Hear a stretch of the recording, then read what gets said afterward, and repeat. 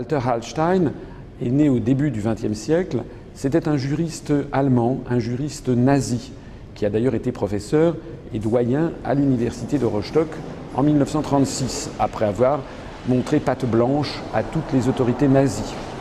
En 1938, lorsque Hitler s'est rendu en Italie, il est tombé d'accord avec Mussolini pour bâtir un projet de nouvelle Europe, das neues Europa, comme on dit en allemand. Au mois de juin 1938, Adolf Hitler a demandé à Walter Hallstein de préparer le projet de construction européenne.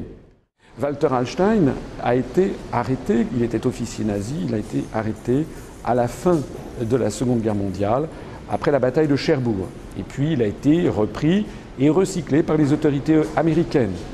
En 1951, on le trouve dans l'entourage immédiat de Konrad Adenauer. Il devient d'ailleurs le secrétaire d'État aux affaires étrangères du gouvernement de Konrad Adenauer en Allemagne. C'est lui qui va préparer le projet de Nouvelle Europe, la nouvelle Europe, à partir des plans qu'il avait préparés pour Hitler et Mussolini. C'est ce qui va donner le traité de Rome qu'il signera d'ailleurs le 25 mars 1957 à côté du chancelier d'Allemagne, Konrad Adenauer. Walter Hallstein fut ensuite le premier président de la Commission européenne.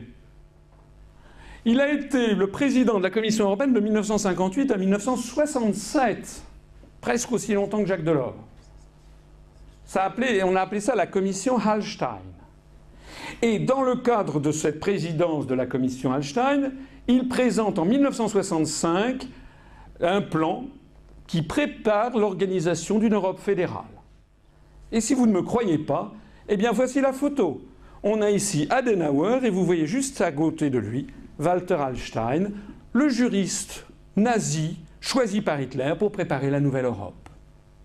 C'est bizarre qu'on ne vous en parle jamais. Walter Hallstein a ensuite été le promoteur du plan Hallstein en 1965 qui prévoyait une Europe fédérale. C'est d'ailleurs exactement ce qui se passe en ce moment. Et c'est justement ce plan Hallstein qui avait motivé Charles de Gaulle lorsque Charles de Gaulle avait dit stop, avait décidé de ne plus envoyer aucun représentant à la Commission européenne à Bruxelles, pratiquant ainsi la politique de la chaise vide.